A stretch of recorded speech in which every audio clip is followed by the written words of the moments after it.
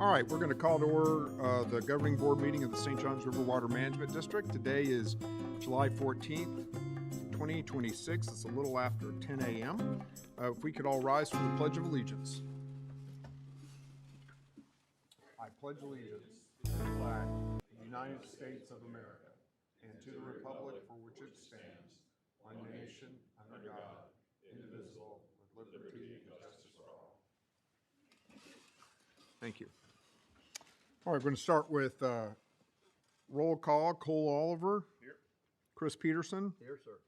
Ryan Atwood. Here. Doug Bornique. Yes, sir. Doug Burnett. Hey, sir. Here. Ron House. Here. Janet Price. Here. My name is Rob Bradley. I'm the chair of the board. Our vice chair, Miriam Gabi White, will be joining us shortly. All right, we're going to start with the employee awards. Robin Hudson, you're recognized.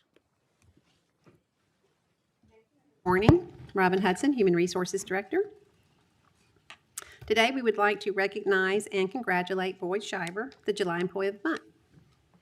Boyd is a senior customer support technician with the Office of Information Technology, where he plays an important role in helping staff across the district stay connected, productive, and supported in their daily work. His technical knowledge, dependable follow-through, and customer-focused approach have made a meaningful difference to the employees and teams he supports. Boyd consistently demonstrates the district's core values through his professionalism, customer service, and teamwork. He is known for his commitment to excellence and his ability to consistently deliver high-quality technical assistance. Congratulations, Boyd, and thank you for the valuable work you do in support of the district's mission.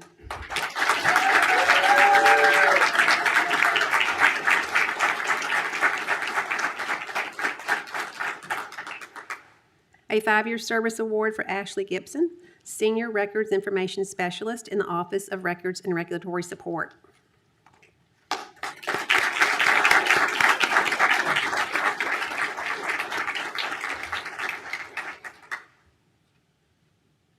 And our last award today is a 10-year service award for Clay Coursey, Director of the Division of Water Supply Planning and Assessment. When Clay joined the district, he brought with him strong technical expertise and a keen interest in water resource management. As the lead hydrologist in the consumptive use permitting program, he helped ensure that water use across the region remained both sustainable and in the public interest, work that sits at the core of our mission. Over the years, Clay has taken on roles of increasing responsibility. As technical program manager over the groundwater modeling section, he provided critical leadership in the science and modeling that guide many of our most important decisions. He later served as bureau chief for the Bureau of Water Supply Planning. where he led efforts to identify future needs across 3 planning regions and helped shape long-term strategies to secure sustainable water supplies. Today, as Division Director, Clay continues to guide complex programs that are vital to the health of our water resources and the communities we serve. His work reflects not only technical excellence, but also thoughtful leadership, collaboration, and a clear vision for the future. But beyond the titles and accomplishment, what stands out most about Clay is his commitment to his work and also his commitment to his colleagues. He is someone people trust, who leads by example, and who brings both knowledge and integrity to everything he does. Clay, thank you for 10 years of outstanding service to the district.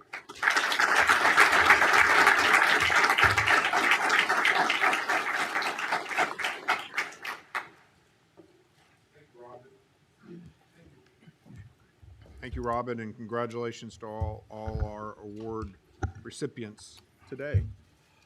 Appreciate your service.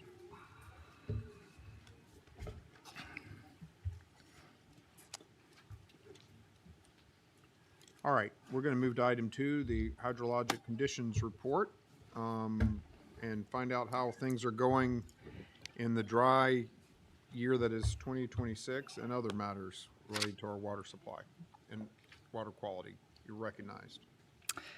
Thank you. Good morning, Chairman Bradley and members of the Governing Board. I'm Tim Miller, Chief of the Bureau of Water Resource Information, presenting the July Hydrologic Conditions Report, representing data from the month of June. Beginning with precipitation in June, the average rainfall across the district was below normal, and 17 counties were below their averages. Historically, the spatial distribution of rain in June is higher on average in western counties, but as you can see on the map, that was not the case this month. Instead, rainfall was higher closer to the coast, and the western counties received less. The average total across the district was 1.63 inches below the district-wide monthly average of 6.74 inches. Here are those monthly rain data displayed as averages across counties along with the associated monthly rain data table. In June, Nassau was the only county to receive above normal rainfall. Of the 17 counties below average for the month, 9 counties were more than 2 inches below normal. It's important to note the average rate of evapotranspiration in June is just over 5 inches. And typically rainfall exceeds that amount, so we usually begin to see increases in water levels as we move into our normal wet season. However, the counties shown in yellow on the map received less than 5 inches of rain, which is below the average ET rate, limiting the benefits of recent rains and prolonging the drought that is in place. Countywide average rainfall totals range from a high of 6.89 inches for Seminole County to a low of 3.67 inches for Alachua County. Looking at rainfall over the past 12 months, the district-wide annual rainfall total was 7.49 inches below the annual average of just over 51 inches. Rainfall has been highest in the east central part of the district through the year, and only Volusia and Brevard counties were above normal. In contrast, counties to the northwest have large areas which continue to have received below 35 inches.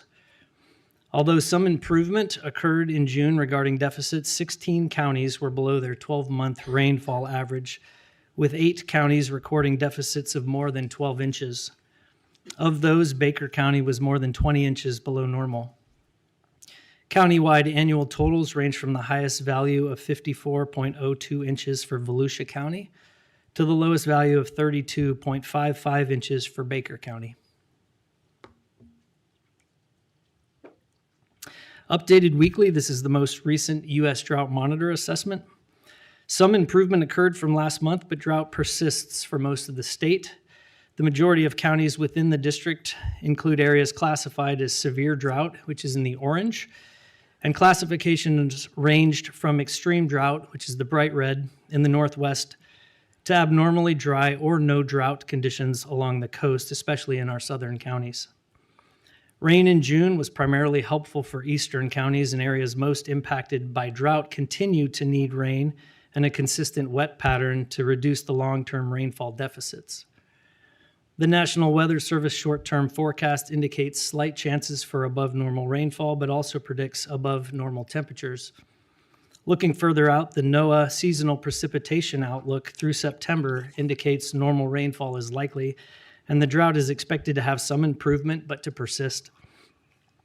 In June, the National Weather Service announced that El Nino did develop, and those conditions are expected to strengthen into the fall and winter and could possibly become a very strong event, and that's likely to last into early spring 2027. So in line with the strengthening of El Nino, hurricane season activity is expected to be reduced, and the recently released hurricane forecast numbers predict activity to be well below normal. Long-range expectations with El Nino events include higher likelihood of a wet winter, and historically that can also include heightened chances for severe weather. The Keach-Byram Drought Index map for Florida is updated daily and designed specifically to assess wildfire potential, as this tool estimates the dryness of surface soil and duff layers, and as such, it's more sensitive to recent rainfall. Shown here are data from July 12th, and within the district, only Clay and Baker counties had values above 500, which are shown in yellow. But several counties were in the 400s and rising, and at this time, there are no county-enacted burn bans in place within the district. Moving on to surface flows, here are the monthly mean surface flows as compared to historical statistics through June. Surface flows ranged from very low to normal. Changes in flow percentiles from last month included decreases along the central St. Johns River. Flow was in the normal range for the southern St. Johns River stations, while in contrast, the Wekiva and Econ rivers remained in the very low range. And to the north, the St. Mary's River remained in the low range, although some improvement in flow was observed. In the next series of slides, we'll review the status of water levels at selected long-term lake sites. And looking first at Lake Brooklyn, the water decreased by 0.8 of a foot from the previous month, and levels remained below average for this time of the year. In June, Lake Weir recorded a decrease of 0.4 of a foot and was above the average water level. Despite fluctuations from rain during the month, water level at Lake Winnimisset had a decline of 0.2 of a foot and was above the average level for this time of the year. Lake Apopka's level also decreased 0.2 of a foot from the previous month, remaining just above its average level but below regulation schedule. At Blue Cypress Lake, although you can see an increase mid-month due to rainfall, water level decreased 0.2 of a foot in June. Levels at the end of the month were at the regulation schedule and above the average water level. Across the upper Floridan aquifer, most stations were below the normal range at the end of June. And while areas of very low levels retracted in some northern counties, they expanded in southern Marion County.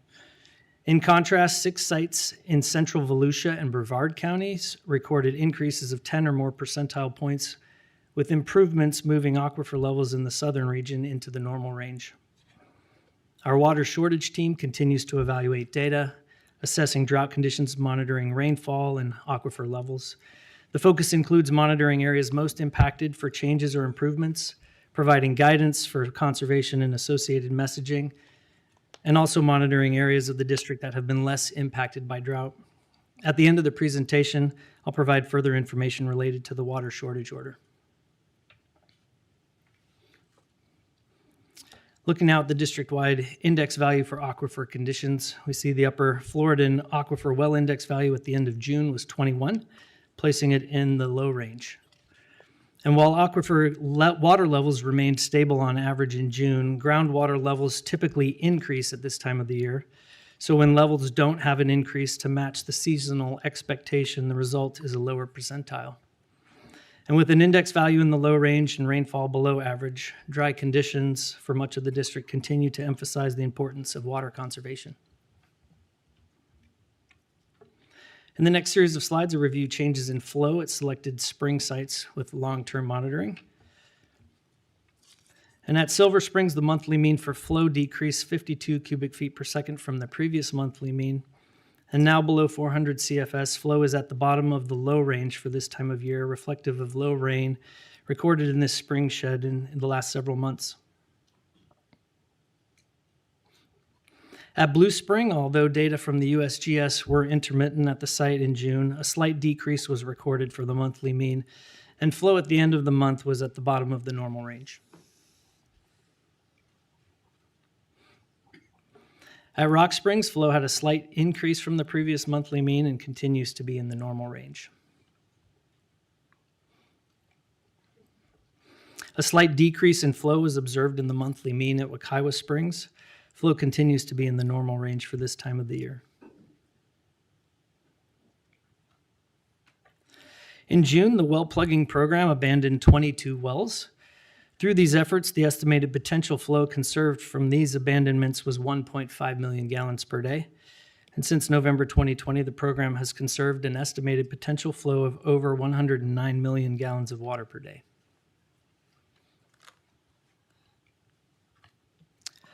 Here's the fire dashboard provided by Land Resources updated through June.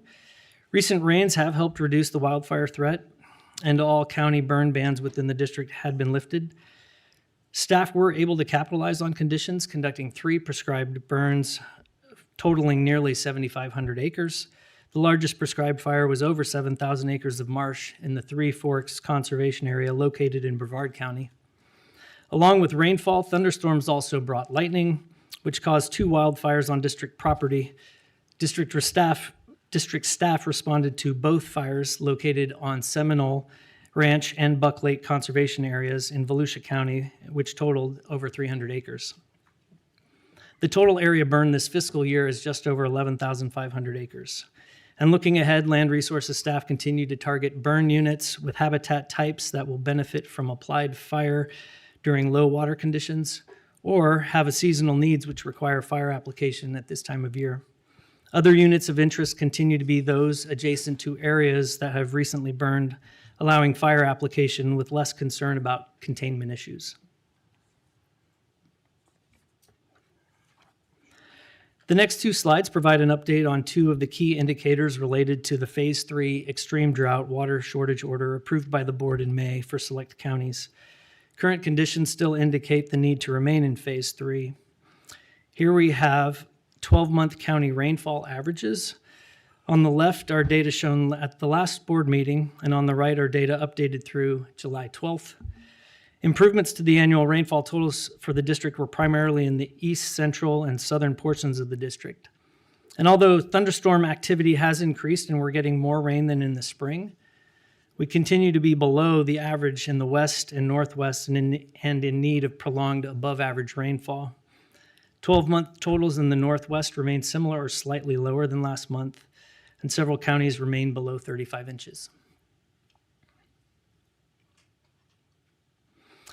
The recent rains have led to some modest recovery in the groundwater levels, but the majority of the rain was received near the coast, while the aquifer recharge areas in the central part of the state received below average rain. Again, on the left is the map from last governing board meeting, and on the right is the update for through the 12th.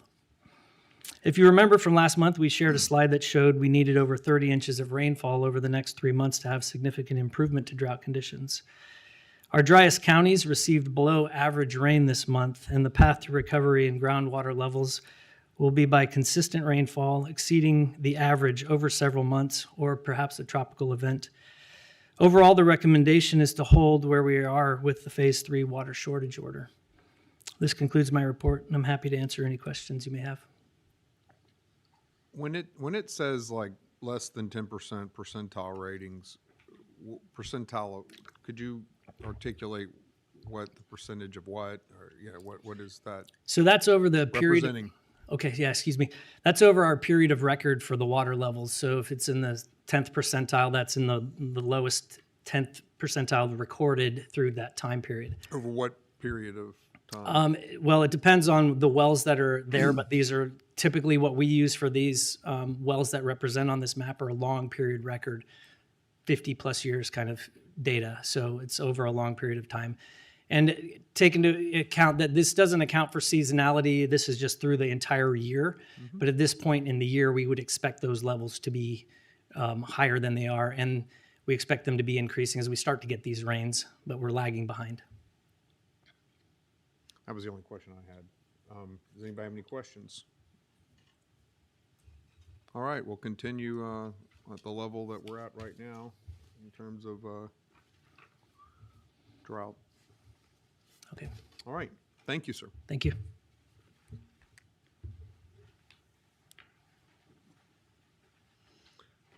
All right, we have several items on the consent agenda today, members, and some of them were on the borderline of being for full consideration.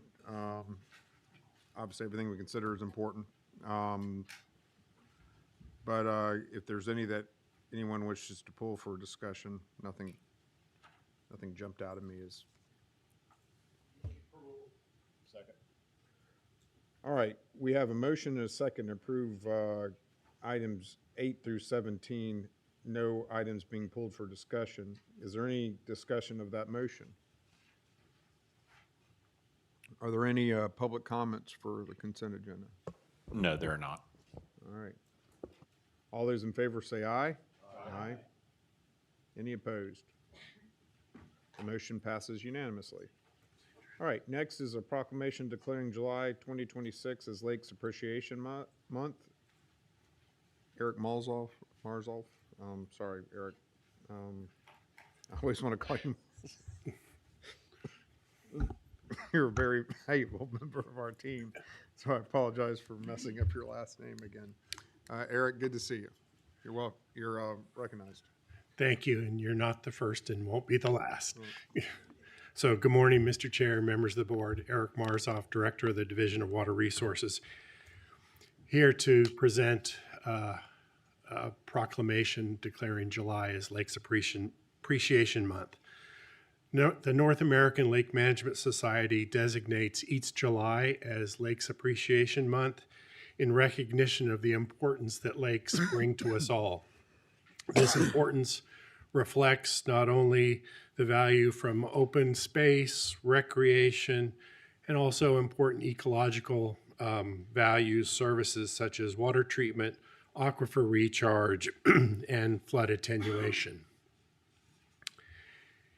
In previous years, I've taken you on a photo journey of pretty photos of lakes around the district. This year, I'm changing it up just a tad to talk about ways in which we enjoy our lakes. So we'll start with fishing, which often can mean an early morning, such as we see on Fellsmere Water Management Area, or on a fishing tournament with folks idling before as the light comes up on Lake Harris. This also generally means a time out with friends and colleagues enjoying the water. I know my father and I used to enjoy fishing a lot together. Some days we caught fish and we learned the difference between fishing and catching. The district has been exploring a different sort of fishing in some of the upper basin lakes, seeing if we can target some invasive species that are moving in increasing numbers. We're testing the use of haul seines during the spring when these fish tend to congregate in the shallows. We're investigating this as a tool to remove phosphorus, but also their role in disturbance of these lakes and perhaps have a linkage to the submerged vegetation in these areas. Another animal-related activity that we see a lot is bird watching. Understanding which species are using areas, lakes, helps us understand the habitat that these systems are providing and whether they're meeting our expectations. We work with a variety of groups to gather information on the seasonal abundance of various species. We also provide opportunities for families and folks to explore new areas and educate the next generation on the importance of lakes and the natural environment. Here you see folks enjoying the Lake Apopka Wildlife Drive and learning something of the history of Lake Apopka and its recovery. And as we learned in the movie Field of Dreams, if you build it, they will come. Here you can see once we get the habitat correct, we can start to see species move into the areas. Here you see photos of the endangered snail kite and also a kind of uncommon blackneck stilt. Much of Florida's history is related to water. Here you see the historic pump house on Lake Apopka. This has been around for many decades. What you'll notice though when you lift the hood on the old pump house is that Dale's shop has replaced the old noisy diesel engines with quiet, efficient electrical motors. Thank you, Dale. There's clearly something about water that attracts us, whether we're going for a walk with friends or a bike ride. Water just seems to attract us. Sometimes our trips are to see beautiful flowers. Here we see American lotus blooming on the Apopka North Shore, and on the right, the swamp sunflowers that annually bloom on the Lake Jessup Conservation Area. Sometimes we get in our boats for, say, a quiet paddle on Keystone Lake, or we go out for a cruise with our friends and family, say on Crescent Lake. And with that brief photo tour of how we enjoy lakes, request approval of designating July as Lakes Appreciation Month. Thank you. Thank you. Excellent presentation. Is there a motion to approve? All right. Any further discussion? Seeing none, all those in favor say aye. Aye. Any opposed? Unanimously approved that we appreciate our lakes. We have a proclamation. I'd love for everybody to join down front while we share with our community over the next month this acknowledgement.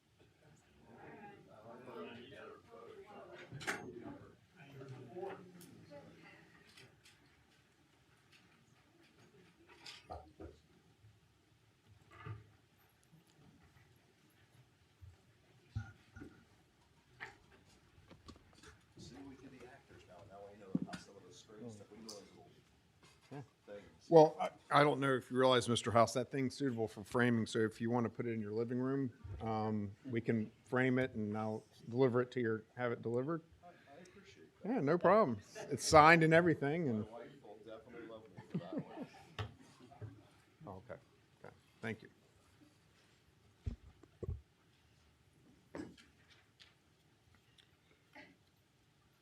All right, Miss Gabby White has joined us. Welcome, Miriam.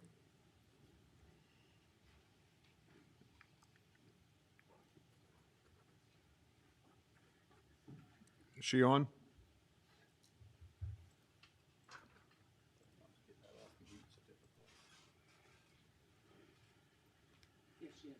Okay, great.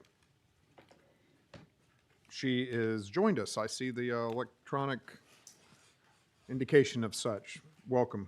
No need to. Yes, we got you, Miriam. Thanks.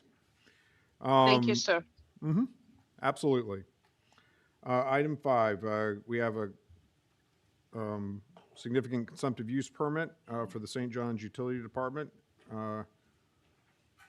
Ms. Priestley, you're recognized. Thank you. Good morning, Chair and Governing Board members. My name is Paula Presley. I'm the Bureau Chief in the Bureau of Water Use Regulation. Presley, not Priestley, sorry. I will be presenting the St. Johns County Utility Department Consumptive Use Permit application for your consideration this morning. The St. Johns County Utility Department facilities and service areas are located within the North Florida Regional Water Supply Planning Region. The utility service areas are shown on this map. The mainland system serves central and southern St. Johns County and extends from the St. Johns River to the Atlantic coast, and the Ponte Vedra system serves the far northeast portion of St. Johns County east of the Intracoastal Waterway. The St. Johns County Utility Department provides both water and wastewater services within these service areas. This application is to renew and combine the existing permits for the mainland and Ponte Vedra systems into a single permit with the requested duration of 20 years. The applicant is requesting an increase in Upper Floridan Aquifer groundwater allocation from 21.58 million gallons per day to 27.11 million gallons per day. This increase reflects a projected increase in population that will be served by the utility from approximately 137,000 people to approximately 238,000, and represents a 26% increase in allocation to meet a projected 74% increase in population. It is worth noting that St. Johns County is ranked as the fastest growing county in the state of Florida and the 12th fastest growing county in the United States. To meet future water supply demands, the utility is proposing two new well fields, the West Well Field and the Anastasia Island Well Field. The locations of these well fields are shown on the map. The county has an average residential per capita of 83 gallons per capita per day and has established conservation goals to reduce its per capita to 75 gallons per capita per day over the requested permit duration. The utility also operates an extensive reclaimed water system, and the beneficial reuse of reclaimed water is projected to increase from 58% to 82% in the mainland system and from 82% to 100% in the Ponte Vedra system over the requested permit duration. St. Johns County is making significant investments in its utility infrastructure, which includes expanding the use of reclaimed water. The utility will complete a $192 million project in August of this year at the State Road 207 Water Reclamation Facility. This facility will initially provide treatment of 3.25 million gallons of water with the ability to expand to 6.5 million gallons. Reclaimed water produced from this facility will be used for irrigation by residential customers, golf courses, and other users, reducing the demand for potable water. This project will increase the use of a lower quality source of water to meet water demands. It will help the utility meet Senate Bill 64 requirements to eliminate surface water discharges, and over the next 20 years will prevent an estimated 1.6 million pounds of nitrogen and 567,000 pounds of phosphorus from being discharged into the Matanzas River. The St. Johns County Utility Department is a regional leader in water conservation and has been recognized for excellence in water conservation by the American Water Works Association. One of the county's notable initiatives is an ordinance requiring all new developments within the mandatory reclaimed water service area to install reclaimed water piping even if reclaimed water is not yet available. The county's land development code requires Florida-friendly landscaping and it establishes irrigation design standards to reduce water use. The utility has partnered with UF IFAS to use the H2O water use analytics tool to identify high-volume water users and evaluate consumption patterns. The utility proactively offers free irrigation audits and targeted water conservation information to these customers based on the data. The utility also has dedicated water conservation staff who work directly with customers, HOAs, and the public to promote the benefits of utilizing reclaimed water and water-efficient landscaping.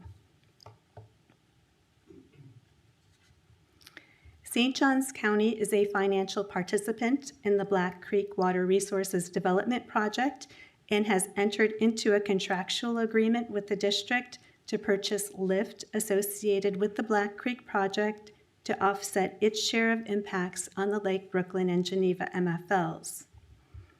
A new MFL recovery strategy for the Lower Santa Fe and Itchitucknee rivers became effective July 1st of this year.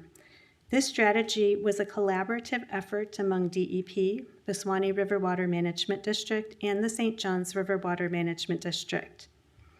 The implementation strategy for the Lower Santa Fe and Itchitucknee River MFLs involves a rule component and a non-rule component. This board approved the non-rule or project component on November 12th of 2025. The rule component was adopted by DEP and ratified by the legislature, becoming effective on July 1st, 2026. The utilities permit application was evaluated pursuant to the new rules. The application meets the requirements of the rules, and specific conditions relating to the recovery strategy have been incorporated into the permit. What are those conditions? In this case, the conditions are related to the amount of time that the utility has to identify projects to offset its impacts to the Lower Santa Fe MFLs. There are also conditions related to reporting, which will track the utility's per capita water use and water conservation reporting as well. That's additional above and beyond the reporting that's required from the applicant's handbook. So, since we're not doing water first right now, this is a different approach, Mr. Register? So what it is there's two conditions that allow their allocation to go up to the 21.58, and then another condition that if they fulfill that will allow it to go up to the full amount out 20 years to 27.11. And what it requires, the first one, is that within 5 years that they identify what project they're going to do to offset the impacts that get them to that first amount of 21.58. And then implement that as expeditiously as possible.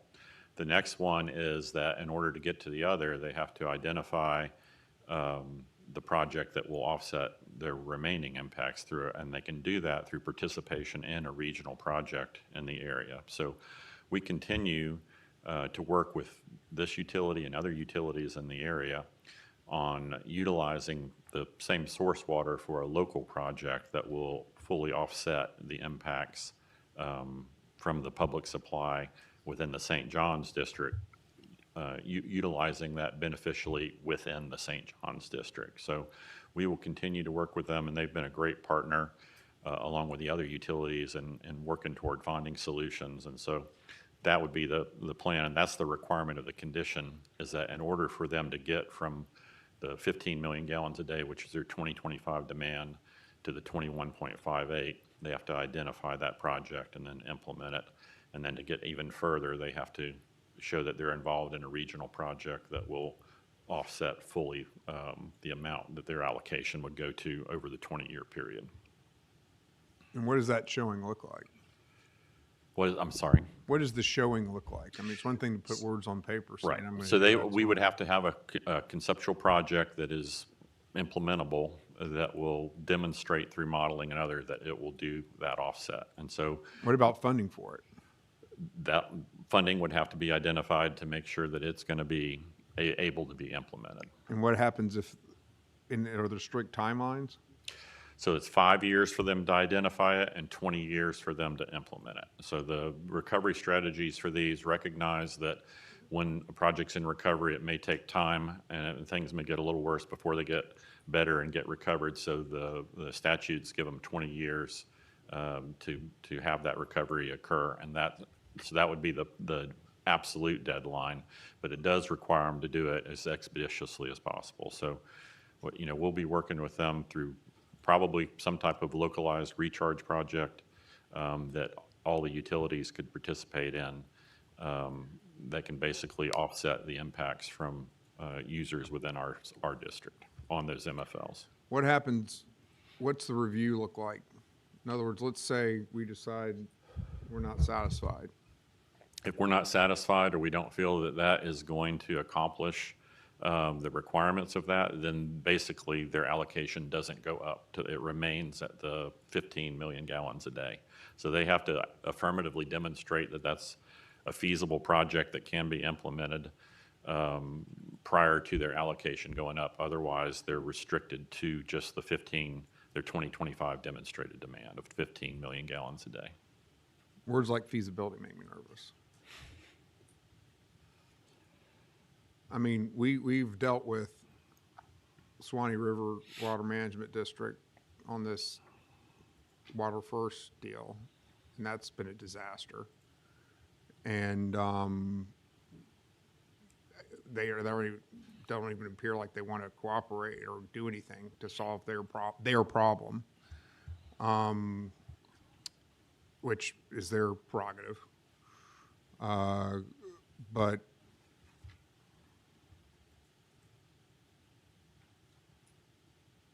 I just would like to see something concrete.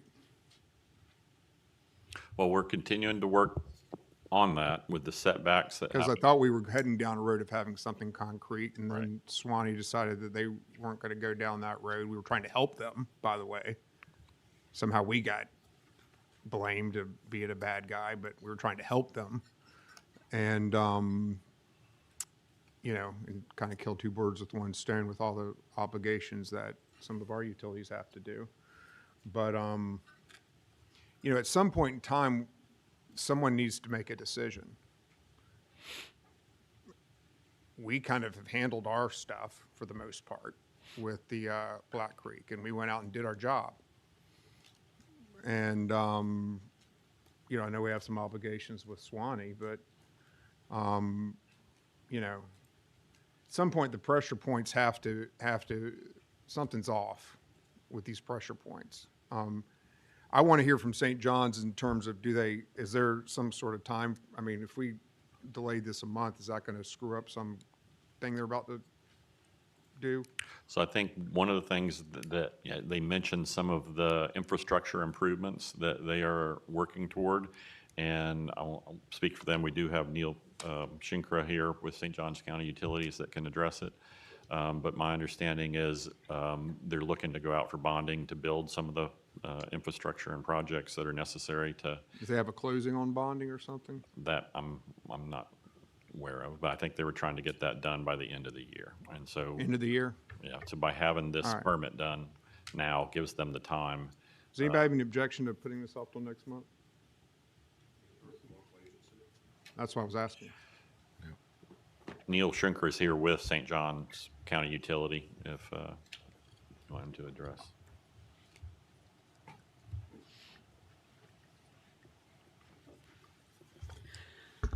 Chairman Bradley, Governing Board, Neil Shinkra, Utilities Director, thank you for giving me the opportunity.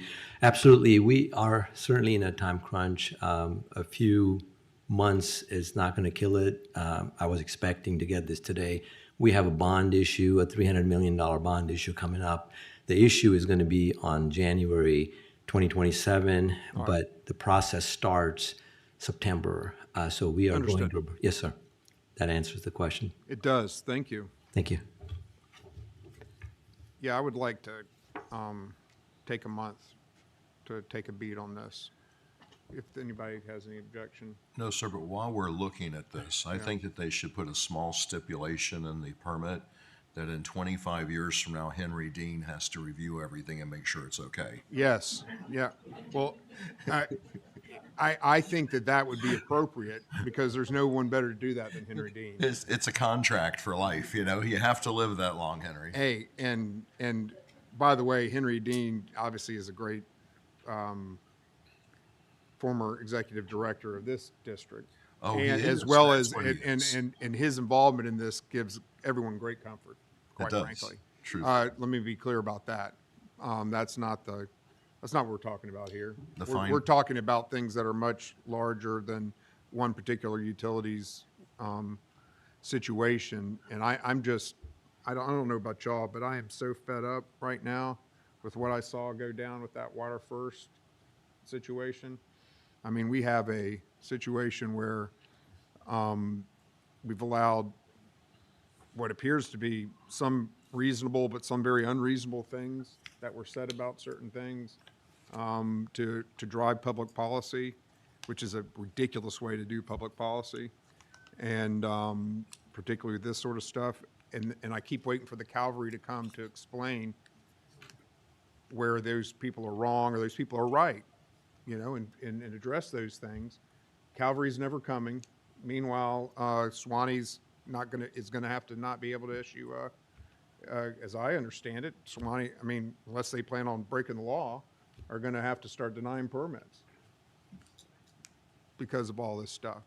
So, you know, let's, I want to see some people who are actually affected by this project, the Water First or whoever, to come forward and be seen and spoken for.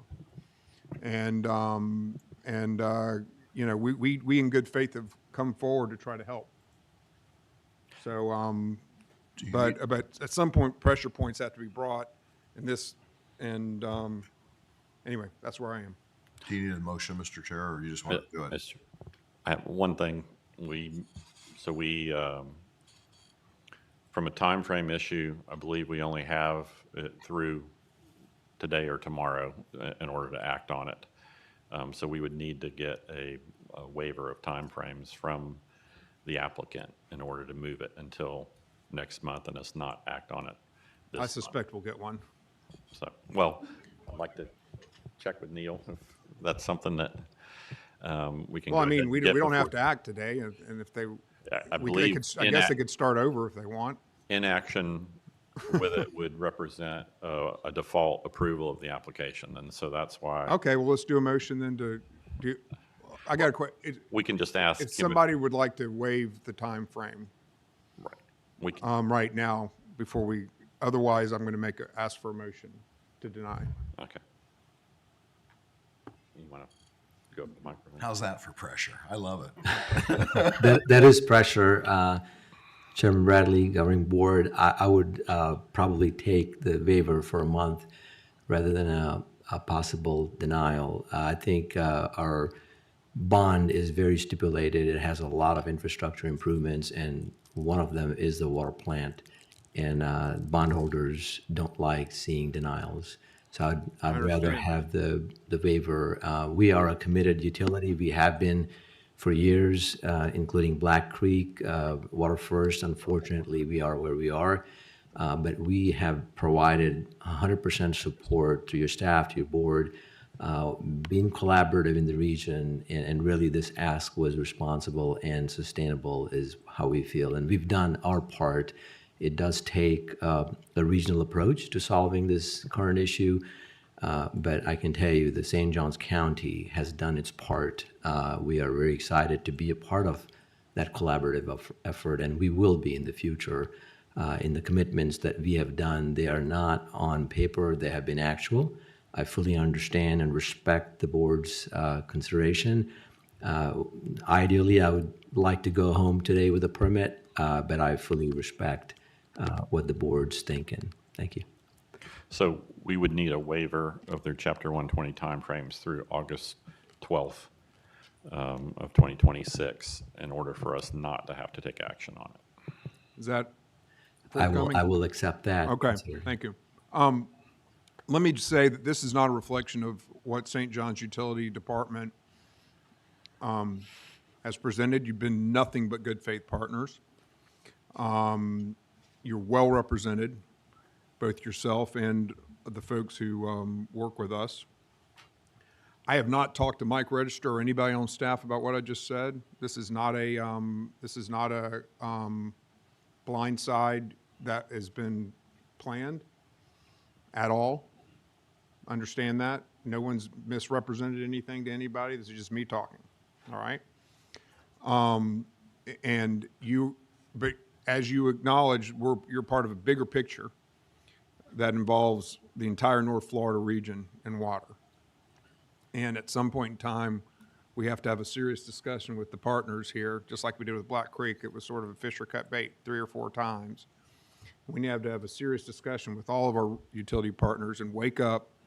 Not that you haven't, because y'all are looking other paths very diligently with Mr. Register helping. And I think y'all have made incredible progress. All right. And I think you'll probably get there. All right. But I want to hear more from all the stakeholders about what they plan on doing to make this stuff a reality, rather than just pretending like nothing's happening, reacting to just noise on Facebook. We also have another speaker, Chris Farrell from Audubon, on this item, if you want to know. It's that guy again.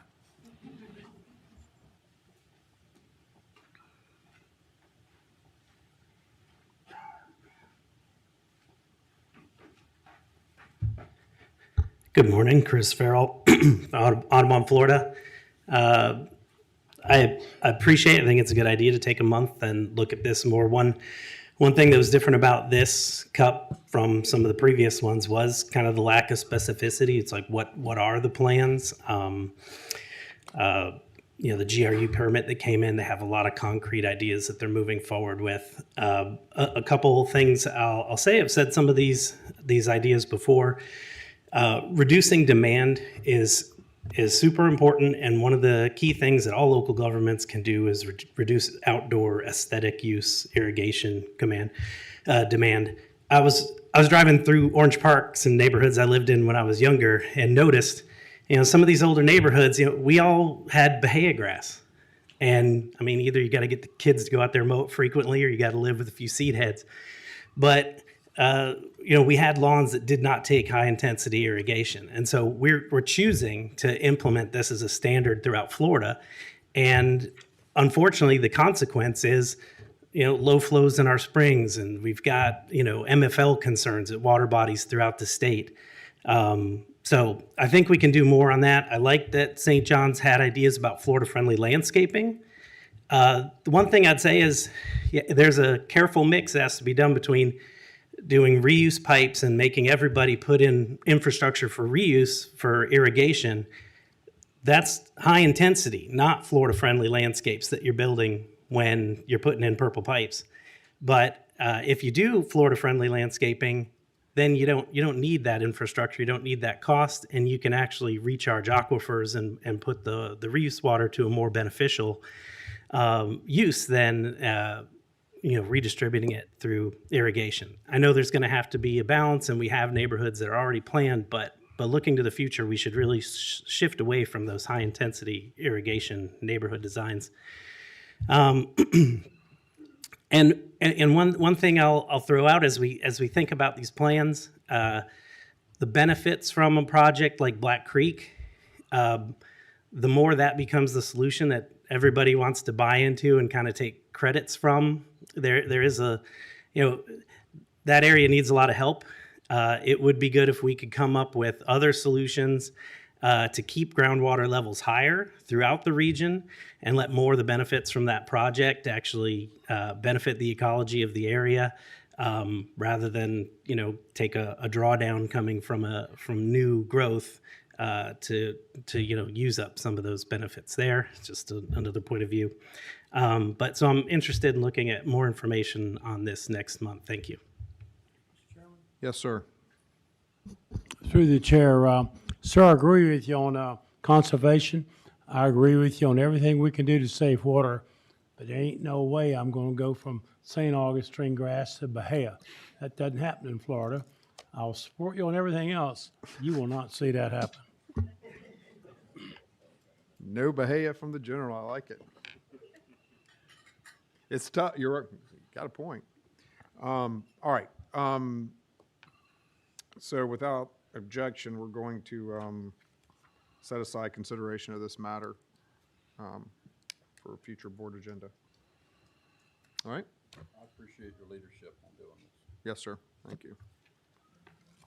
There's just been too much that's happened over the last few months on, I'm sitting here watching this stuff unfold, and it's like whistling through a graveyard. Not us, by the way. We actually took the lead on trying to find solutions. Not, maybe they aren't perfect. Tell us where they're wrong. We get it. But, at some point in time, we need help. And that's why I'm saying this publicly. If you want our water, ask for it.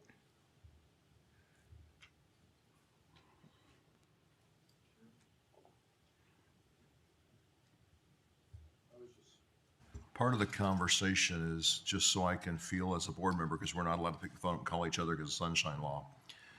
Is part of your concern, I know there's external effects, but is part of your concern, in the older days, CUPs were 5 or 10 years, and now this is a 25-year permit. And some of that's possibly needed because of bonding and all the infrastructure improvements they're doing.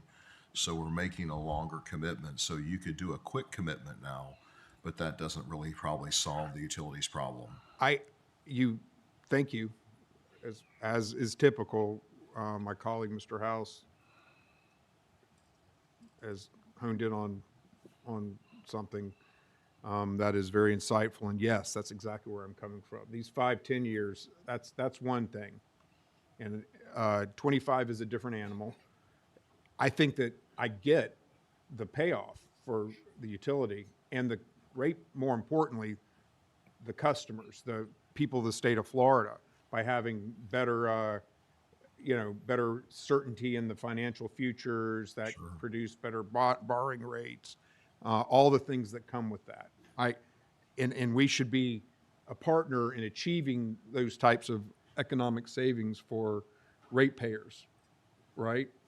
But with that comes certain responsibilities, because we are giving 25 years where we don't have a lot of ability to do something about it, right? And I've seen 1,000 times we talk about, okay, well, if they don't go the wrong way, then we're going to come in. I mean, when's the last? Then we're going to be in litigation over yanking a permit 7 years down the road because, no, we actually did comply with this,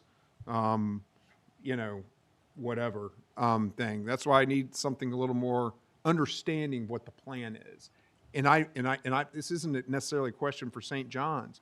This is a question for all these utilities, and a question for Swanee, and a question for DEP. What's the plan here? Because we tried our best to help, and all I heard was, this is some kind of conspiracy with JEA to dump our water somewhere or something like that. They need the water. That's what everybody missed in all this. They need the water to be able, because they have a shortage. We're not trying to dump our water on anything. And if you think that desalination is the answer, you are insane. It can't work. And whoever is telling you that is not telling you the truth. And I'm pointing at the cameras. Okay? So quit saying, because that's not a fix-all. It doesn't work. And in the examples that these people that have led you astray cite are not applicable to our situation. So that's not your solution. And that's the truth, whether you like it or not. I just want to add on to the Henry Dean 25 years. I'd like us all to have contracts for 25 years to be there to review the permits too. It's an age thing. Teasing. So anyway, that's where I think we need to be you know, we've kicked the can down the road long enough, and now we are confronted with a 25-year permit, where now we're starting to make long-term decisions without having, you know, what we thought was an approach that has been politically reduced to rubble, which is fine. I mean, the things that people are upset about, if I heard what they were told, I'd be upset too. They're not being told accurate information, but if I heard what they were told, I'd be upset too, you know? And then no one came forward to give them the right information. The people who need help never came forward. Not us. We're good. We're self-sufficient. We can handle it here in this district, our water supply needs. But no one ever came forth to say what the truth was. And, you know, at some point in time, people have to talk this out publicly and quit hiding and be afraid of having these conversations. So.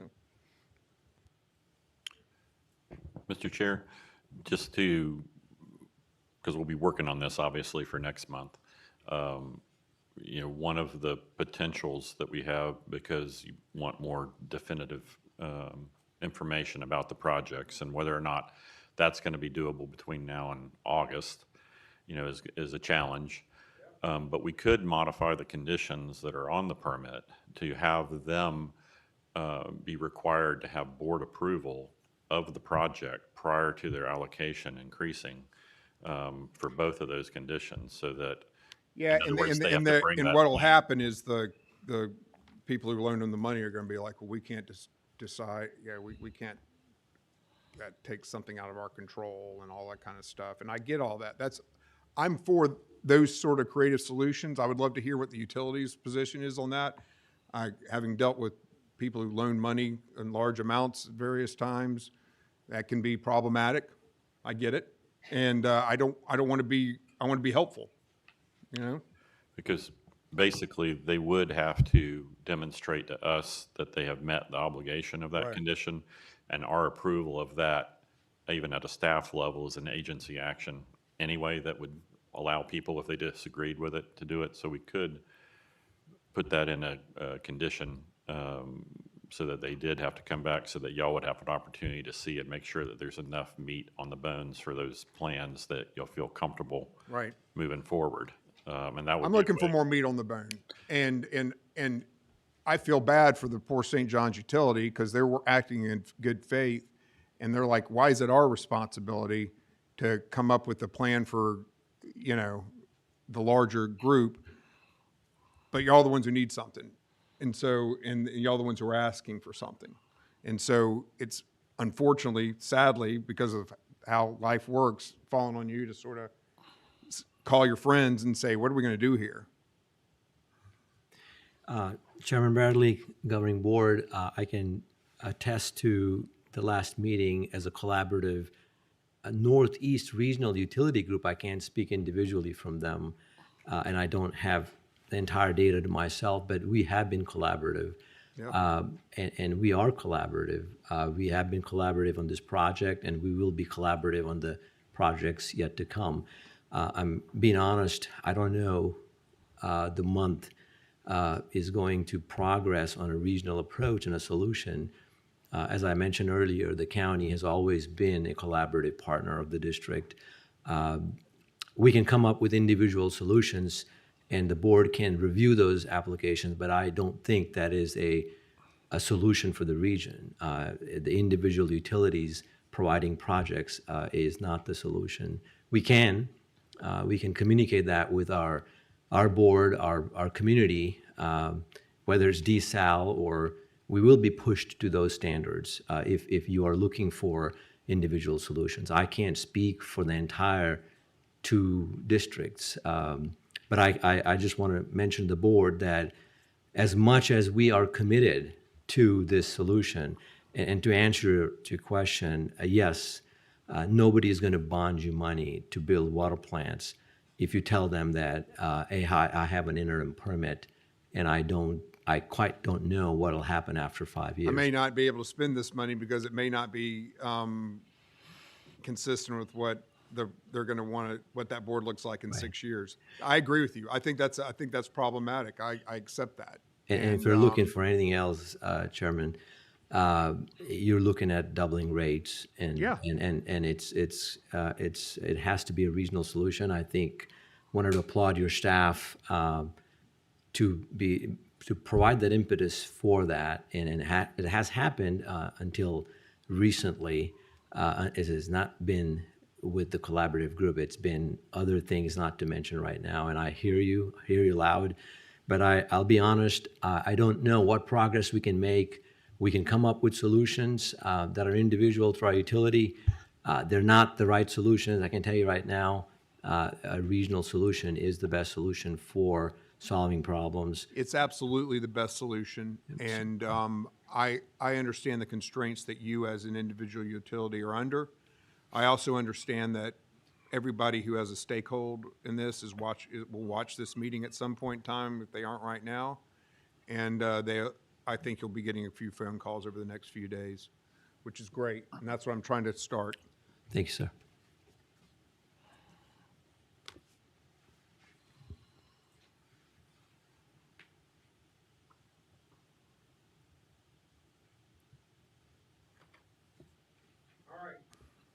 Let's move on to item 6.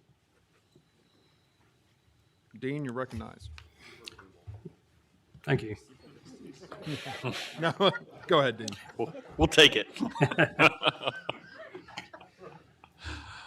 Good morning, Mr. Chair and board members. Dean Doberfull, Environmental Sciences Bureau Chief.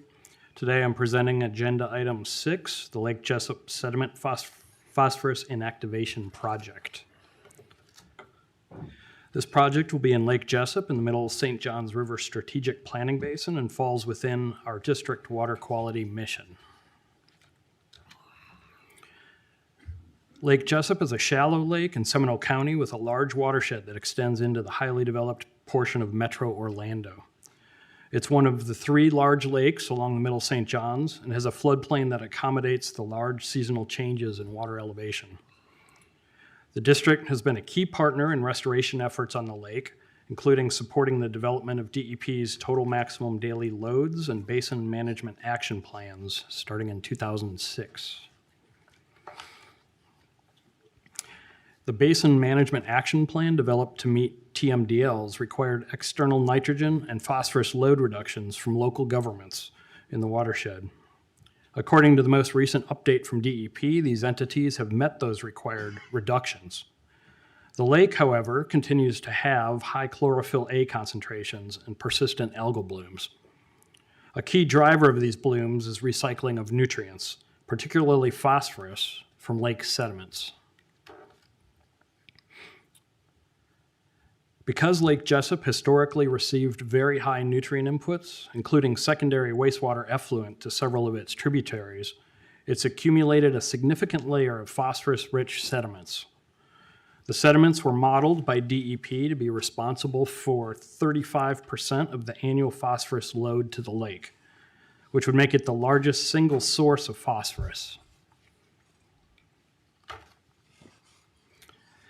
In 2024, the district completed an initial study on the effectiveness of 2 phosphorus inactivating chemicals to convert biologically available sediment phosphorus in Lake Jessup.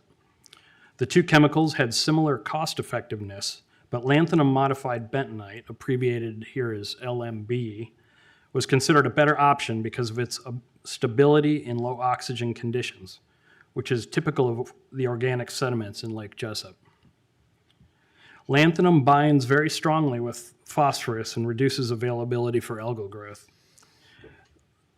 LMB is a proven and safe technology, as demonstrated by its application in over 300 water bodies under the trade name Phoslock.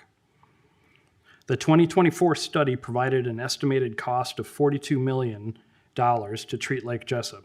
In 2025, the legislature appropriated $15 million to the district to begin treatment of Lake Jessup with LMB.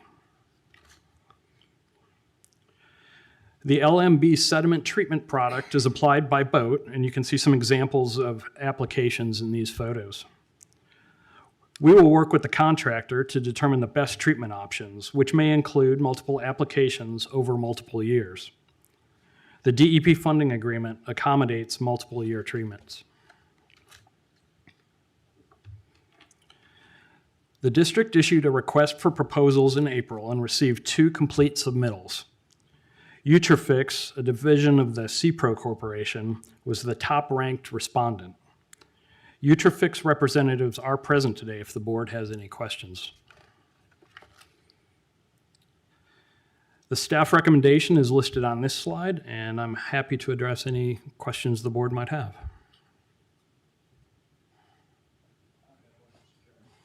You're recognized.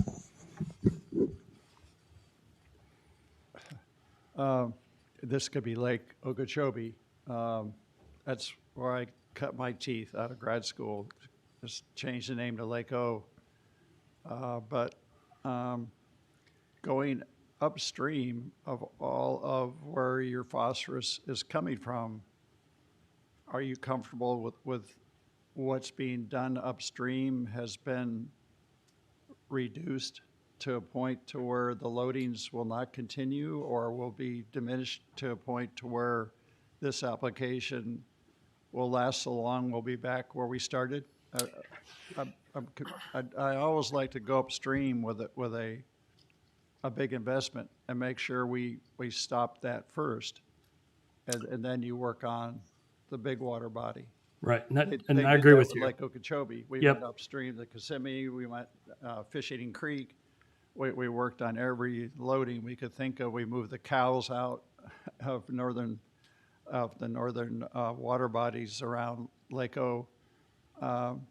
So I get it that you got at some point you got to attack the water body itself, but the staff here feel comfortable we've attacked the tributaries first? I agree with you. That's the correct order, is to take care of what's coming in first. And we are confident that that load has decreased significantly. We do monitor those tributaries coming in, so we have a very good handle on what that external nutrient budget is. And as I mentioned, the counties, Seminole County, Orange County, have done a great job in implementing projects. By DEP's count, well over 100 projects to reduce that loading. And we see the results. The loading has come down in those tributaries. Modeling, suggests that, because we're still seeing those algal blooms, it's got to be coming from somewhere. We know it's not coming from the tribs, so by default, it's coming from inside. So we are confident that we're going in the right order. Yeah, they, as you know, Lake Okeechobee, they looked at so many different ways to attack this. I mean, they have the book on it. And it's a little different there in the respect that the Kissimmee still is loading tremendous amounts of phosphorus. Yep. We are, we've benefited from all the work that the counties have done upstream. Good, okay. Thank you. What exactly is being done upstream? I can tell you, I've looked at Lake Jessup, and there seems to be a nutrient bloom, particularly from the tributaries coming out of what would be the Winter Park chain and from Lake Howell on one side of the lake. What's being done with that largest nutrient stream and being able to do something to clean that up or reduce the loads from those water bodies? Largely, it's been stormwater controls, improvements to old stormwater installations. Seminole County has put an alum treatment facility in Soldiers Creek. So there's a whole list of things that have been done. Baffle boxes, just really, they've worked hard to grab the phosphorus that they can.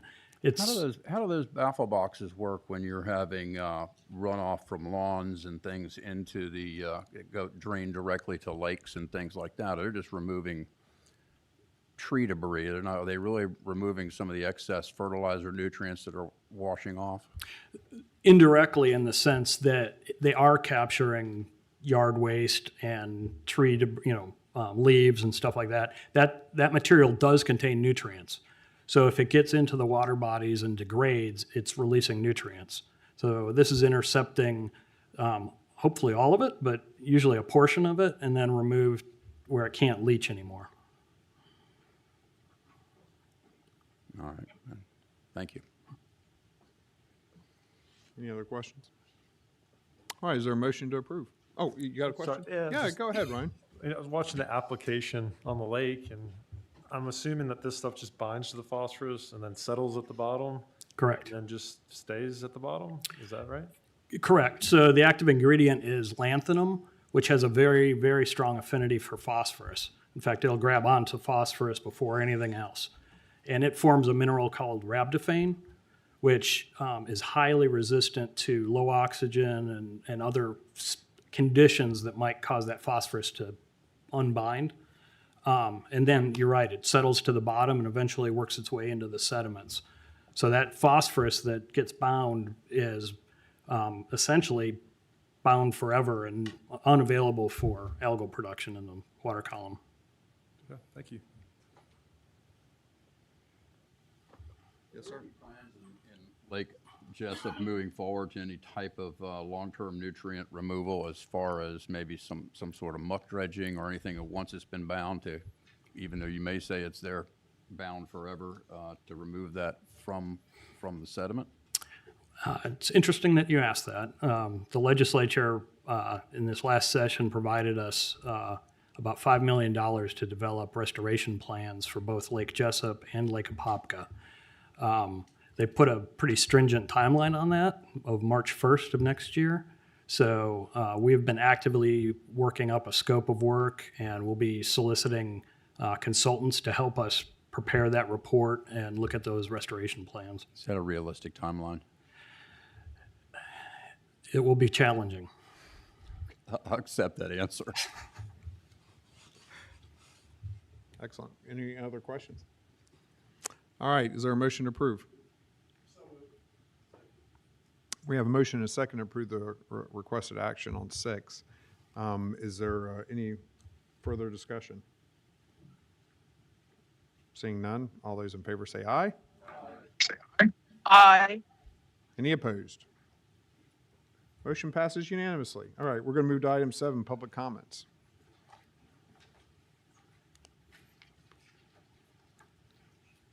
Any public comments? Yes. First up, we have Giovanna Galatini. All right.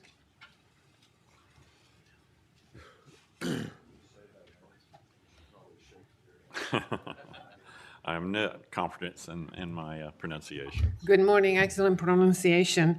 I'm here, I'm Giovanna Galatini from Salt Springs, just a layperson. I have a comment and a question, and my comment is that thank you very much for the excellent hydrological report. It sounds like a war bulletin from month to month, and the sense I make out of it as a layperson is that we are depleting our savings account, which is the water in the ground, and continuing to spend more and more out of the checking account, which is what you guys are allowing with your permits. We are in a situation of extreme drought, probably will go to super extreme. There is no relief in sight. And it seems to me that if we are digging a hole in the ground, if we are digging, we should stop digging. And we should have a moratorium on new permits, not forever, but until we have replenished our savings account. And we should also have a temporary freeze on the current permits at the current level of withdrawal, not the maximum level allowed. This is temporary until our savings account is replenished. The second thing that I found myself in amazing agreement with Mr. Bradley for once, with his concerns about the long-term planning and us committing to withdrawals. We don't have enough water for what's here now, and we are in a situation of deficit, and we are allowing even more withdrawals in the future with mechanisms that really don't allow us very easily to pull the permits back. And this is because we have some artificial constraints of bonds. Bonds don't create a single drop of water. Infrastructure does not create a single drop of water. You guys are making decisions that create the conditions for human life for the next 40 years on a 1-month time frame. No, you have more responsibility than that. This is my comment, and my question is, last month I was here asking where are we with the Water First North Florida projects, were the contracts with the consultants canceled, and we still have $125 million for it in the budget. Thank you.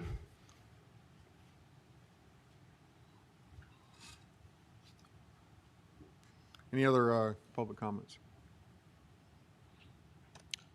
No. I'm used to Mary Ellen saying that, so no. There is Yeah. no further public comment. Oh, no, I'm sorry. I apologize. Chris Farrell with Audubon. We have one more.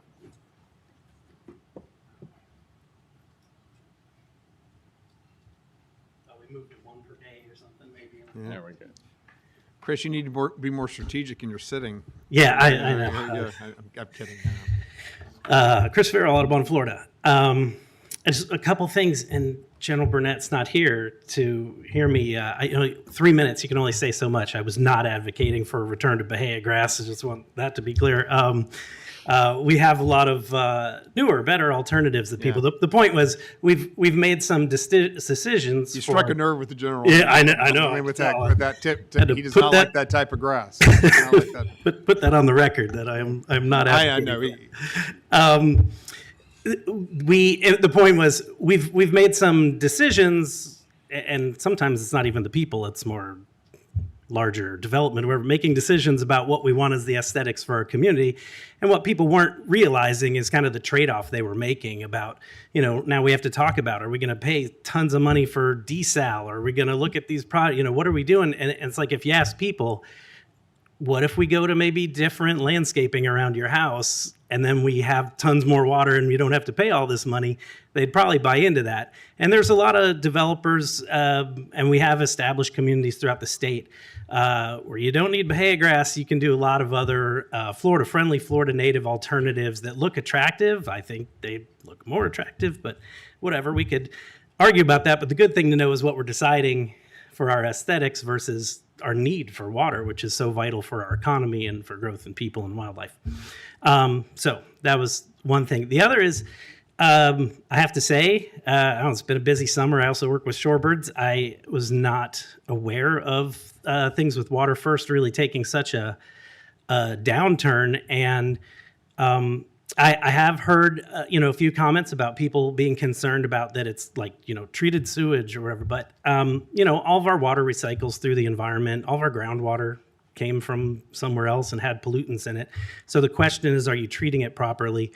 We'd love for this to move forward and get more details, but the general idea for this to do treatment wetlands as one of the main methods for treating this water, it's, biology, nature is incredible at pulling everything out. Man-made systems, usually we have to target certain constituents in the water. You have to engineer for specific things. Nature just takes it all out.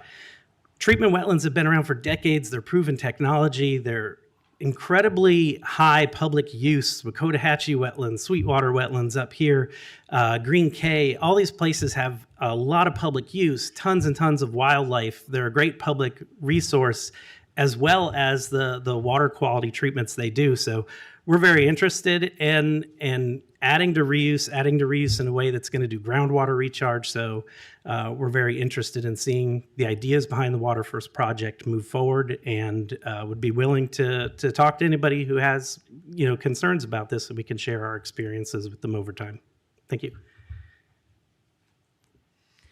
For the record, that's Chris with Audubon, Florida.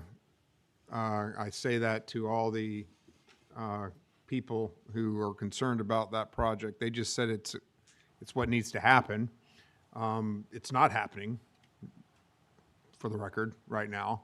I don't know what will happen in the future. Maybe something will be reconstituted in some way, shape, or form, but there's no plans to continue with it now because just not funding, and Swanee has shown no interest in moving forward on it.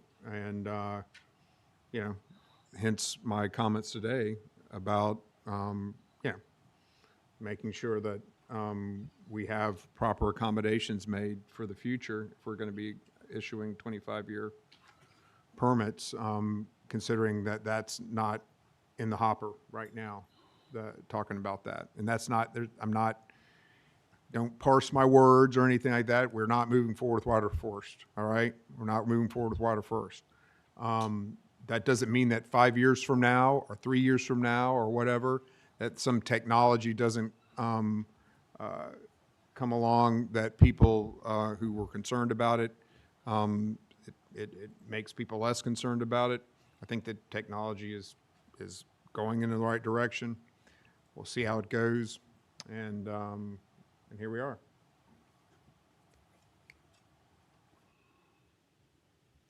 Okay. Any other public comments? No. Okay, items 8 through 17 were approved on the consent agenda. Item 18, pending litigation. Good morning, Mr. Chair and members of the board. I have updates on a couple of cases this morning. 2 administrative petitions related to environmental resource permits. The first is a new petition that was filed on June 18th.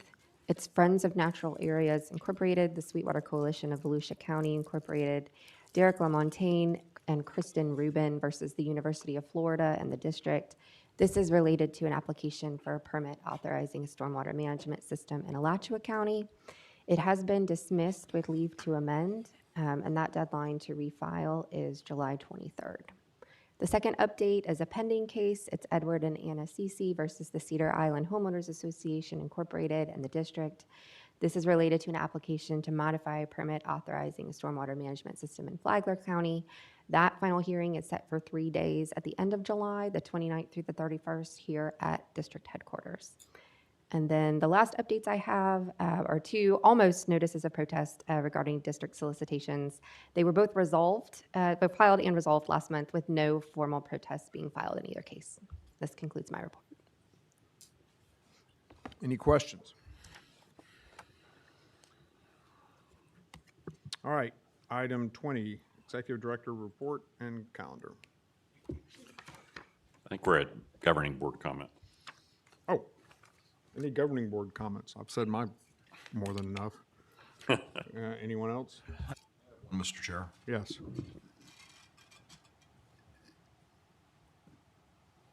Don't exactly know how to say this, but we make our budget, and then our budget goes into the meat grinder and sausage maker that somebody on this board used to be a senator of, I don't know who.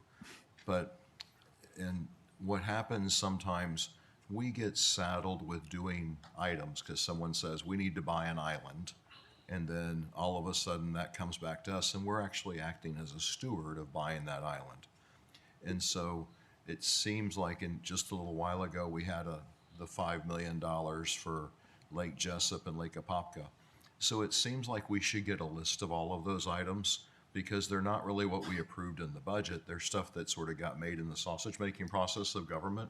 And it would be nice for us to have that and just sort of go over that once in a while, because all of a sudden, then we know there's projects out there and things like that that's going on, and then we're not all of a sudden, 2 weeks before the meeting trying to figure it all out and all of those items. And it would just be interesting to sort of all of us to have that list of items. I'm not saying it's important, just something we can do. Yeah, I don't think it's a exhaustive list. I think it's probably quite small, but it's very worthwhile. And that also will beg the question about if the amendment passes, what we do, because we're not going to be able to do any projects if the amendment passes.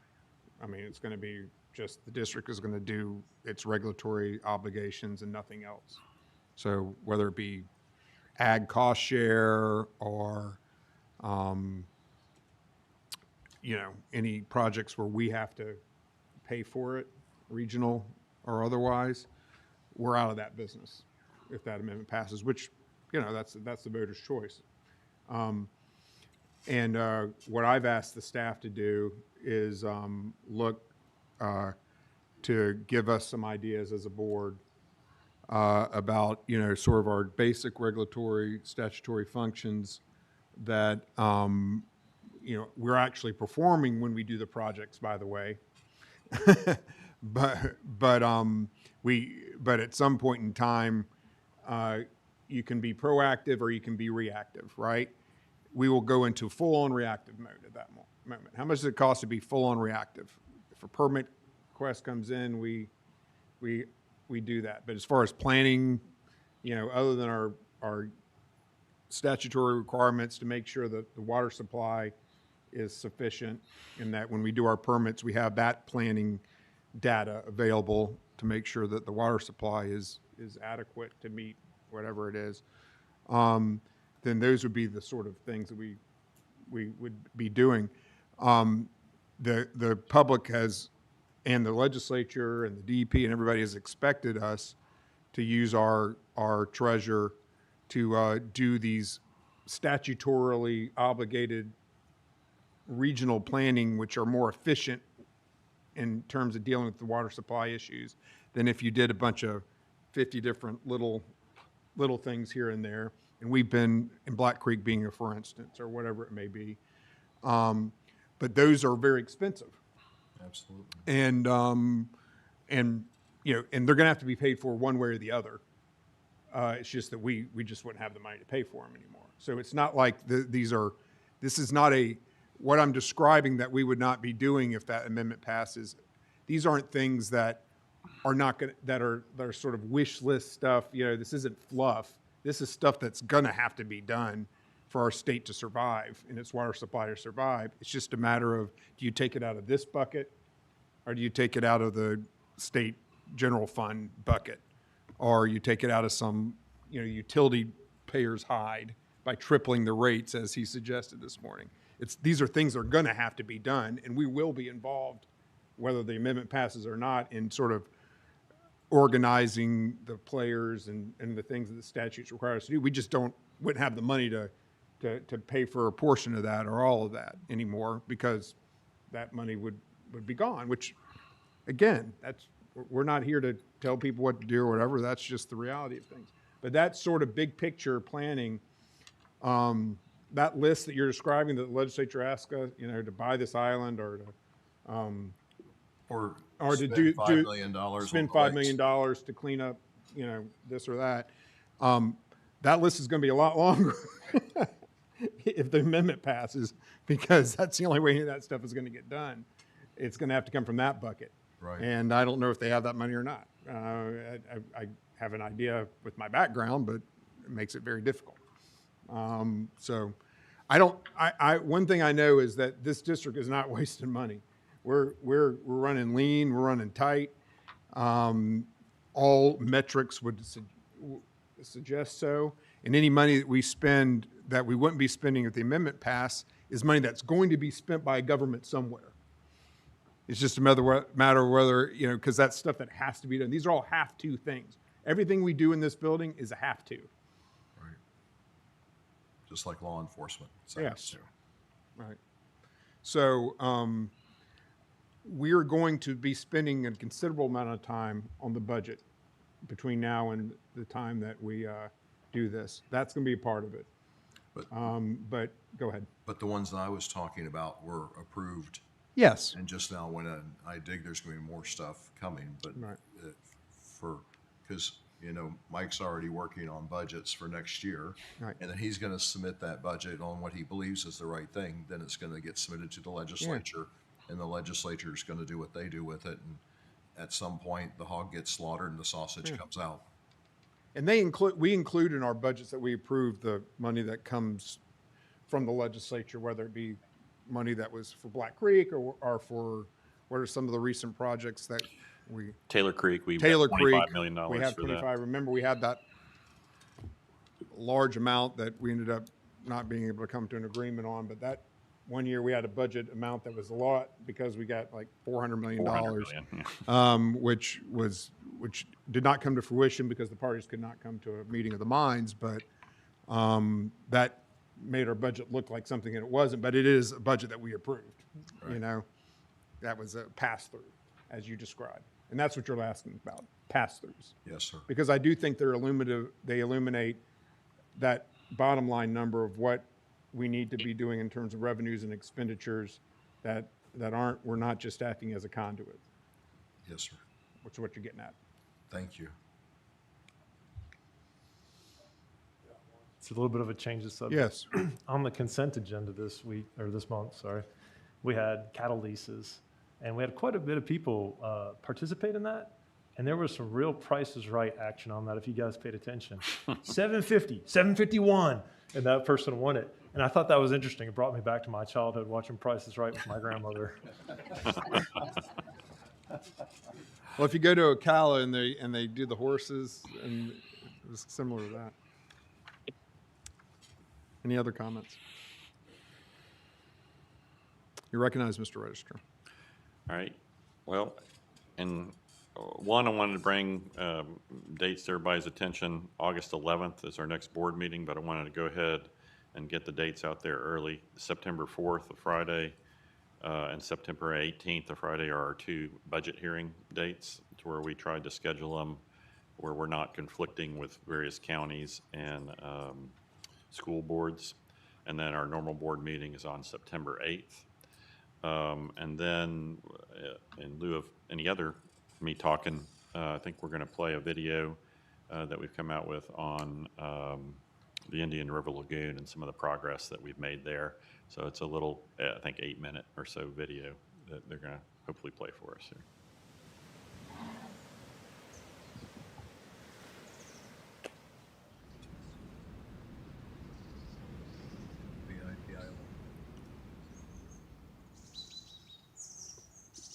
My first connection to this lagoon was when I was probably 6 years old, coming down on that classic road trip, you know, from New York with my parents. And the two things that stuck with me was the smell right now in the spring of orange blossoms and water. St. John's River, Indian River Lagoon, how blue the water off our beaches was. The lagoon, it's been a part of my family story for 4 generations now. My grandfather operated the Titusville fishing pier when I was a kid. My father had a boat plant. He built fiberglass boats. And then there's me and my sister. We have Dixie Crossroads Seafood Restaurant and Wild Ocean Seafood Market. In the 70s was an absolute dream because the water was clean, pristine. It was a really good time to be a kid. Here along Florida's East Coast, the Indian River Lagoon isn't just a body of water, it's a part of our identity. For generations, people have come here to fish, to work, to raise their families, and to experience something you really can't find anywhere else.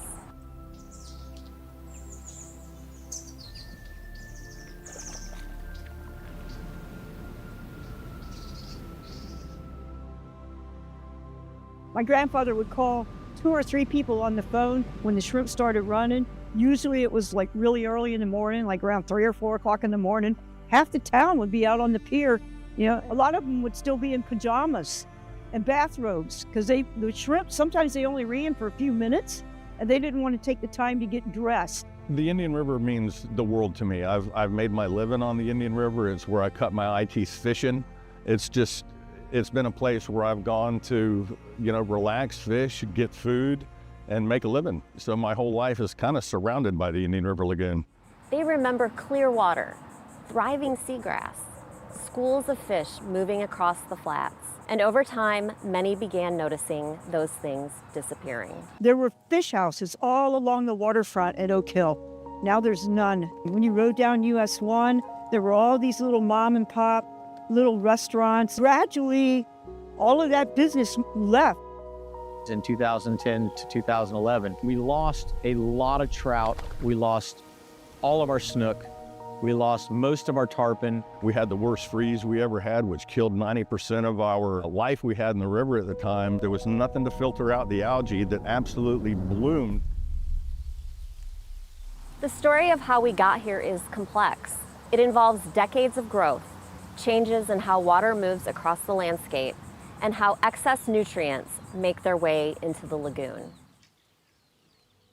The same things that make the Indian River Lagoon special also make it very susceptible to pollution and require us to live a cleaner lifestyle than what most Americans are able to do. Drainage was cut by engineers to convey water that historically drained to the St. John's River, drain it more quickly to the Indian River Lagoon to provide flood protection benefits. But that also carried pollutant load to the Indian River Lagoon. Water does not follow those jurisdictional boundaries, so we have to look at how the water is connected to identify where the best place for projects should be and how to reduce that pollution. And that requires everybody who is responsible for the land to participate in protecting the water. Not that anybody's to blame, because we just didn't know any better. But now that we do, there's a lot of activity going back into trying to restore that ecosystem. Across the lagoon, there are projects happening right now that are making a real difference. From large-scale infrastructure improvements to hands-on restoration in the water. Rediversion project takes that water, captures it, treats it, and pumps it west to the St. Johns River where it belongs. So we're keeping that pollution out of the Indian River Lagoon. We're keeping the excess fresh water out of the Indian River Lagoon to protect salinities. We're also putting fresh water back in the St. Johns River where it is needed. Restore Our Shores is part of the Brevard Zoo's conservation programs, and really the focus of Restore Our Shores is applied habitat restoration work out in the Indian River Lagoon.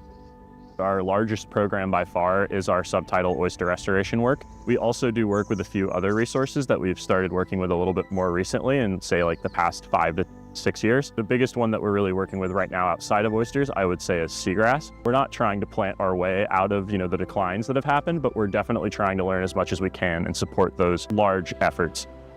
I saw 9.2 billion clams estimated come out of the estuary as a fishing guide. And the more clams that came out of the water, the dirtier our water got. And so I figured, hey, let's put back clams in the water. That was the last thing that came out of the water. Hooked up with Dr. Todd Osborne from the Whitney Labs. He's been my bridge to the scientific world out there. It took us 2 months to find 39 clams, but we found those 39 clams and started an aquaculture-based breeding program here. The whole idea behind that really is, as clams filter feed, they're removing algae, which is a problem for us in the IRL, letting light get through the water column to the sediment where we want our seagrasses to come back. And that's a natural connection that we're trying to reestablish. There's not going to be a silver bullet. There's not one solution. So being able to work on multiple solutions that might take place in the water, but then also those that take place on land before polluted water ever hit the lagoon, I think that's really where this collaboration comes in. Dirty water is not good for business, not good for tourism, but not even good for these homeowners who live right on the lagoon. And so understanding that we're in this for the long game, that's both the challenge and the opportunity.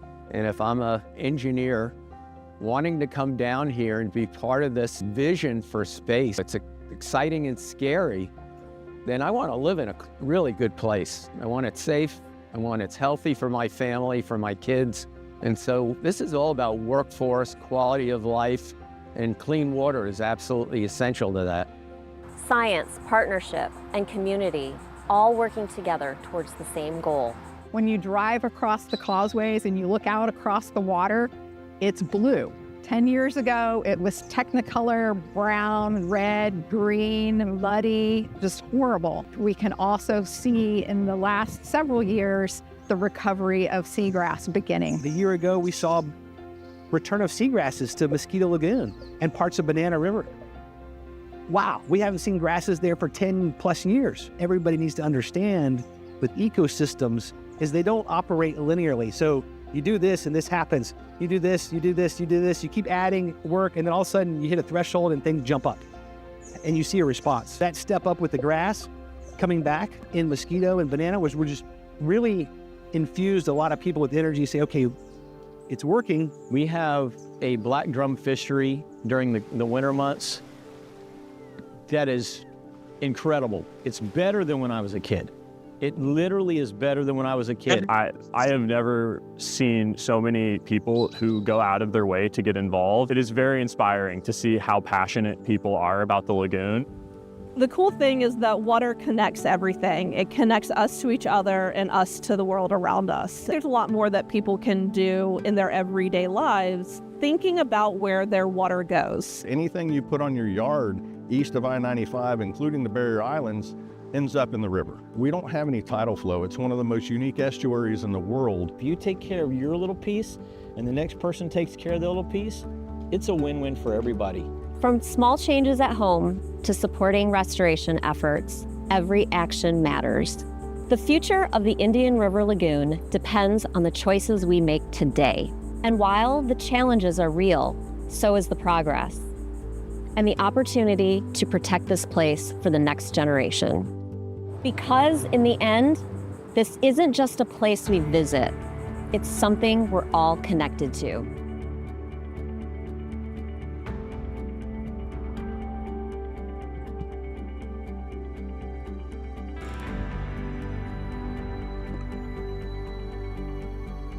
So I want to thank our communications group for putting this video together, the next one we've done in the series, and our basin manager group for helping to participate and pull all the stakeholders together. And we'll be putting this out on social media. That Oscar concludes worthy. my report. That was good. Yeah, that was excellent. Good work. Those are the blue shirts, not the red shirts. Excellent work to the communication teams. Congratulations. Okay. I have one comment on that. I think that's excellent work. But I think what you see in this is multiple organizations coming together and working together for a common goal. And what we're seeing in the Indian River Lagoon, and what this is showing, is that we are seeing something that we can really see the improvements over not a very long period of time. It's been a long time we've been working on it. It's been a lot of work. It's been a lot of money. But there's lots of organizations coming together from multiple angles to improve this estuary. And this is the type of work that communities need to be doing, and we need to be focused on. And I'm glad we're highlighting all those different organizations, from everything from the zoo to the Indian River Council. I could go on forever talking about the different number of people we just saw. And there's more organizations than what's even being highlighted here, all working together in symphony together.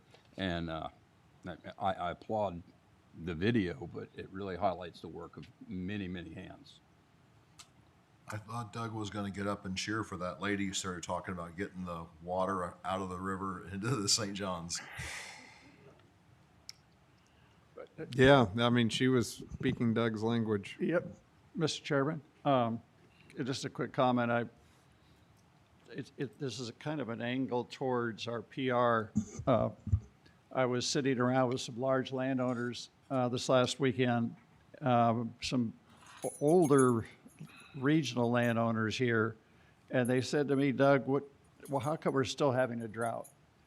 If all your projects that you have told us about over the years have worked, should we be out of the drought cycle? And so I started to tell them that we wouldn't have water if we had not started all these projects. There'd be no water anywhere for 23.5 million people, particularly on the East Coast where 2/3 of those people live. There'd be no water coming out of the tap.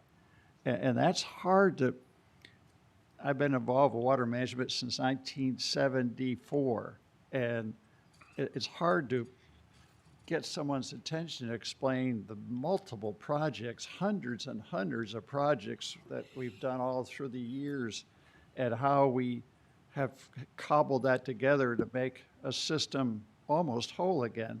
The St. John's was cut up so badly in the upper basin, and the Indian River Lagoon has faced unbelievable growth.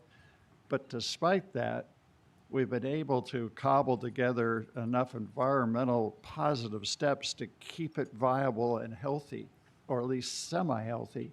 It's getting better. And the St. John's is getting more water thanks to all these great projects. And I started to tell these gentlemen this, and I could see they were glazing over. You know, it's hard to pass on what the staff here and the previous staffs, going back to Sonny Beguer and his team and Dr. Charlie Ty have done to bring both systems back, the Indian River and the St. John's. There wasn't an upper basin when I started in 1980 on work on that with Henry. There was just a drainage ditch from Blue Cypress to the C-54. That was it. It was sugarcane fields and vegetable fields and polo fields. Up there was no basin. And just that part, just my little part of the world, no Brevard and Indian River, much less all the other projects to Jacksonville that have been done. It's hard to, I could just see from my friends and golf partners, there was like, you know, we still have a drought. Well, that's that's the hardest part of communicating what we do. You know, people just can't get their arms around the scope and the size of these systems, of all the lakes and all that we do. It's so complex. It takes so much hard work by Mike's staff and Drew Bartlett's staff, all of the people that are working to make these systems whole. It is tough to convey that. This movie on the Indian River, this 8-minute film clip, I think is a great idea. And a similar one in the St. John's would be great. There's so much to see and tell.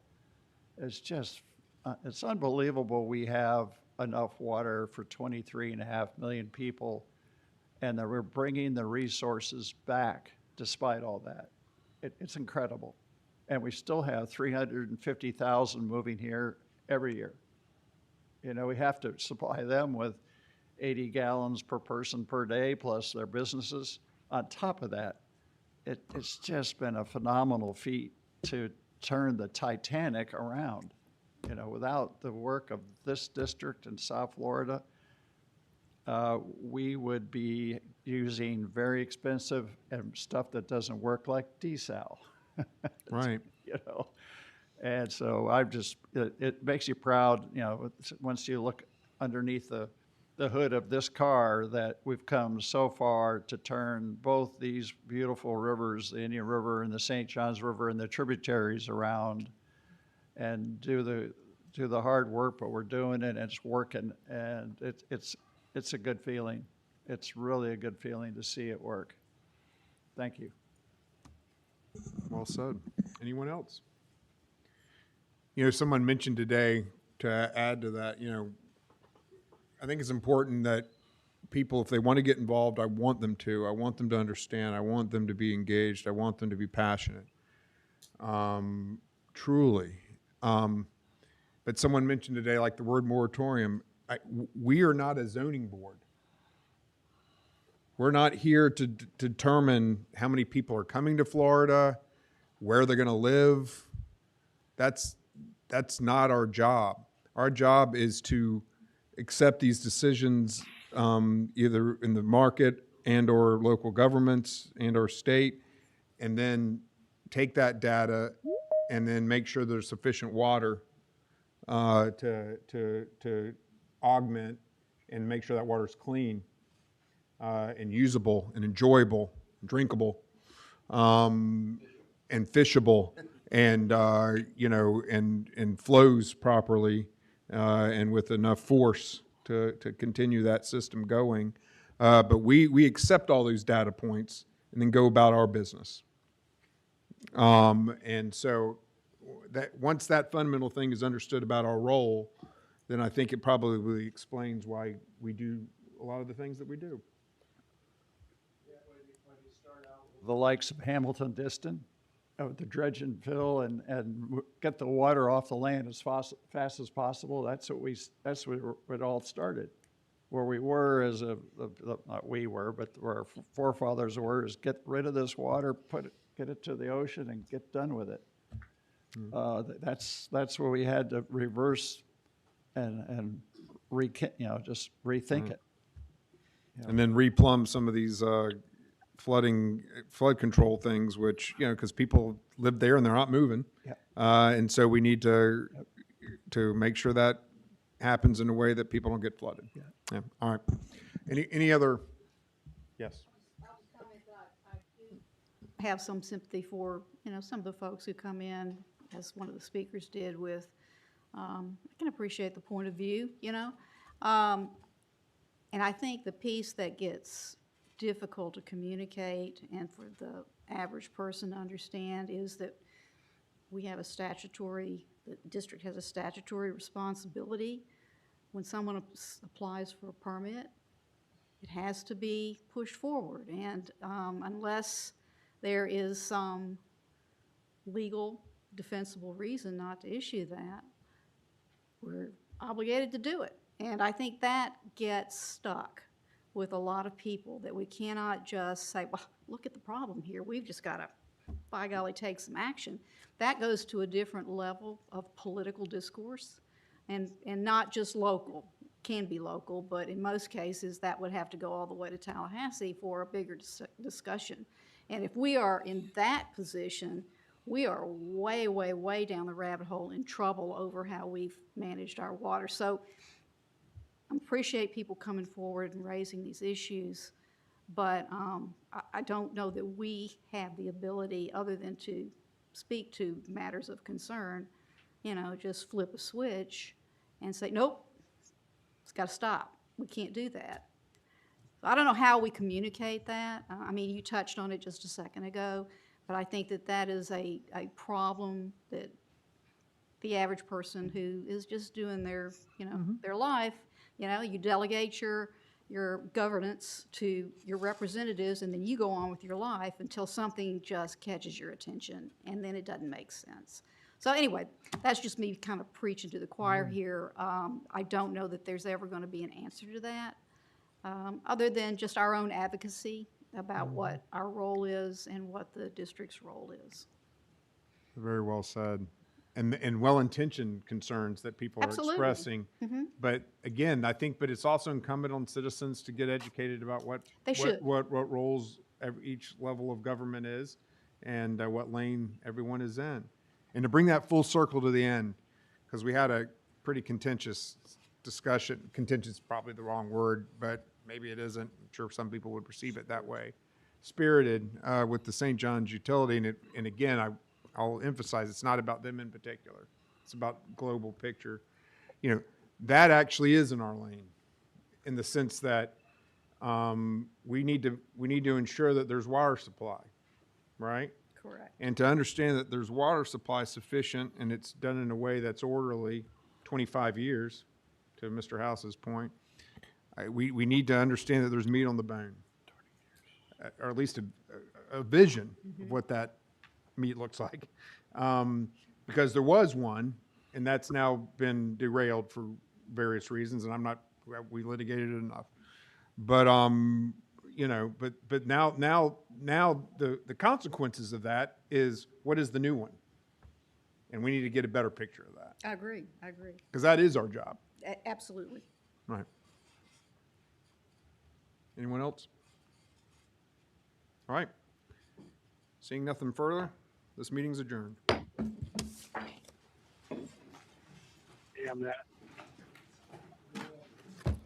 Thank you, Mr. Chairman. Burnett.